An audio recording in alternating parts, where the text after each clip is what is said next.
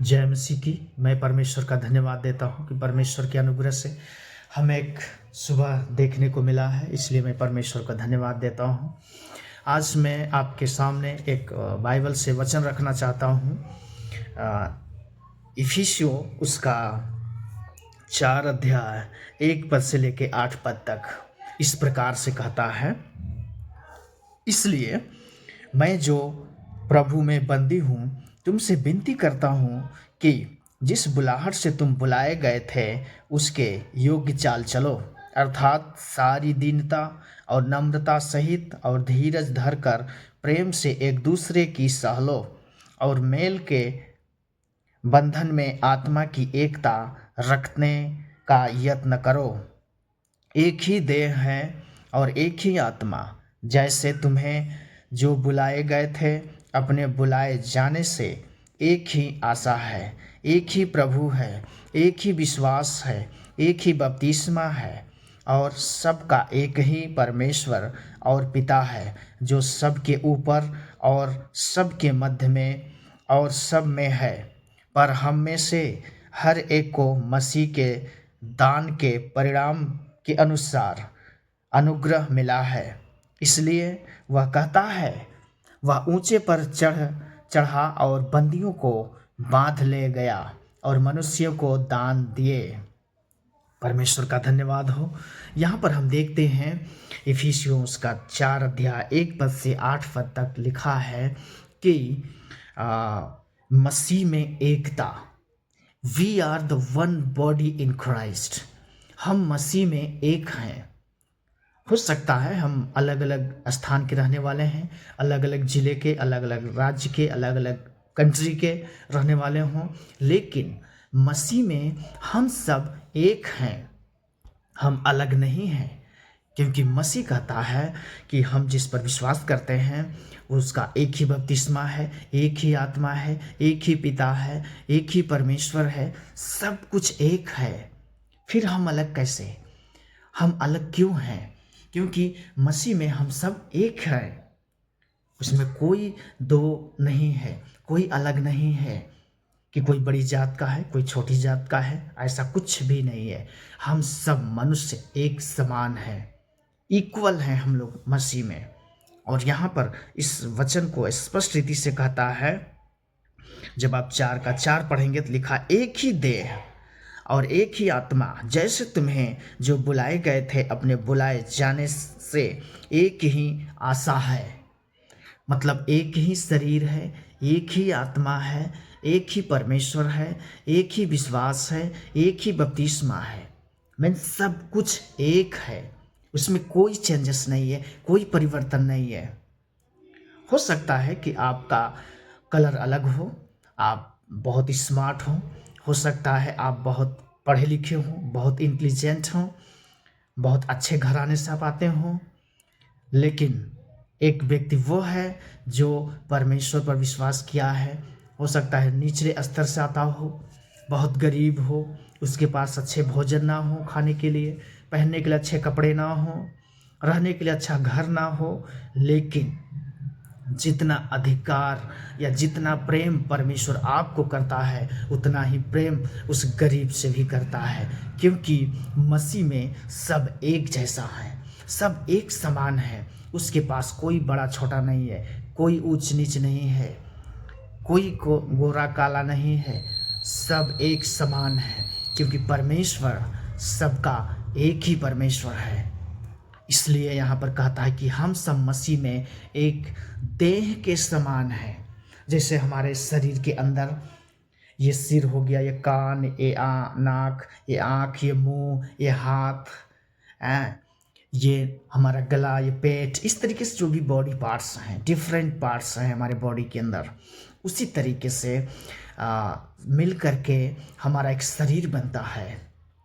अगर शरीर से ये हाथ कहे कि मैं काम नहीं करूँगा तो हाथ सफल नहीं होगा, या शरीर फिर पूरा नहीं माना जाएगा। या ये कान कहे कि मैं नहीं सुनूंगा तो इसका मतलब ये नहीं कि ये शरीर पूरा है। या एक आँख कहे कि मैं नहीं देखूंगा तो फिर शरीर अधूरा हो जाएगा। ये नाक कहे कि मैं सुगंध नहीं लूँगा तो ये शरीर अधूरा हो जाएगा। इसलिए डिफरेंट पार्ट्स है हमारे बॉडी के अंदर, अलग अलग पार्ट्स हैं, पार्ट के द्वारा हमारा शरीर बनता है।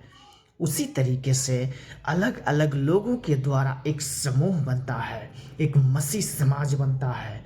और मसीह कहता है कि तुम सब एक हो, तुम सब मसीह में एक हो। We are the one body in Christ. हम मसीह में सब क्या है, एक देह के समान है। हम एक देह हैं मसीह के अंदर दोस्तों। इसलिए मसीह हमारे लिए उस कलवरी क्रूस पर बलिदान हुआ। यूहन्ना उसका 3 अध्याय उसका 16 पद जब पढ़ते हैं तो लिखा है, क्योंकि परमेश्वर ने जगत से ऐसा प्रेम रखा कि उसने अपना इकलौता पुत्र दे दिया, ताकि जो कोई उस पर विश्वास करे वह नाश न हो परंतु अनंत जीवन पाए। वहाँ पर ये नहीं लिखा है कि सिर्फ क्रिश्चियन लोग विश्वास करें, ये नहीं लिखा है कि सिर्फ उच्च जाति के लोग विश्वास करें, बल्कि ये लिखा है कि जो कोई भी, उसमें नाम नहीं है, उसमें जाति नहीं है, उसमें रंग रूप नहीं है, यह स्पष्ट कहता है जो कोई भी उस पर विश्वास करेगा वो अनंत जीवन पाएगा। ये परमेश्वर का वादा है दोस्तों, क्योंकि उसमें पूरे जगत से प्रेम किया है। जगत में सब लोग आ जाते हैं, उसमें पेड़ पौधे, जीव जंतु, मनुष्य, सब कुछ आ जाता है। परमेश्वर सबसे प्रेम करता है, लेकिन जानवरों से बढ़ करके परमेश्वर इंसान को प्रेम करता है दोस्तों। इंसान वो चीज़ है जिसे परमेश्वर ने अपने इमेज में बनाया, अपने स्वरूप में बनाया है। जानवर को अपने स्वरूप में नहीं बनाया है, जानवर को अपनी आत्मा नहीं दिया है, बल्कि अपनी आत्मा मनुष्यों को दिया है, ताकि वो एक जीवित प्राणी बन सके, वो एक खूबसूरत जोड़ा बन सके, वो एक खूबसूरत इंसान बनने पाए। इसलिए परमेश्वर मनुष्य जाति को अपने स्वरूप में बनाया है, और हम सब मसीह में इसलिए एक पाए जाते हैं। हम मसीह में एक ही हैं, एक है, अलग नहीं है, उसमें कभी भी अलग नहीं है। हमारा विश्वास करने का तरीका अलग हो सकता है, हम अलग अलग प्रकार से विश्वास किए हों। कोई, किसी को चंगाई मिला होगा, किसी को नौकरी मिल गई होगी, किसी को बहुत बड़ा चमत्कार हुआ होगा जीवन में, कोई दूसरे से सुन करके आ गया है, लेकिन बुलाए सभी गए हैं, सभी को परमेश्वर ने बुलाया है। यहाँ पर लिखा हुआ है, एक पद में अगर पढ़ेंगे तो लिखा है, इसलिए मैं तुमसे प्रभु में बंदी हूँ और विनती करता हूँ कि जिस बुलाहट से तुम बुलाए गए थे उसके योग्य चाल चलो। जिस बुलाहट से परमेश्वर हमें बुलाया है उसके अनुसार हमें चाल चलने की ज़रूरत है। हो सकता है हमारी चाल, हमें परमेश्वर चंगाई करने के लिए बुलाया हो सकता है परमेश्वर हमें गवाही देने के लिए बुलाया हो सकता है परमेश्वर हमें भविष्यवाणी करने को बुलाया हो सकता है परमेश्वर हमें प्रचार करने के लिए बुलाया हो। तो हमें अपने बुलाहट को पहचान करके उसका काम करने की ज़रूरत है, क्योंकि हम सब मसीह में एक हैं। सब कुछ मिल करके मसीह में एक ही बात बनता है।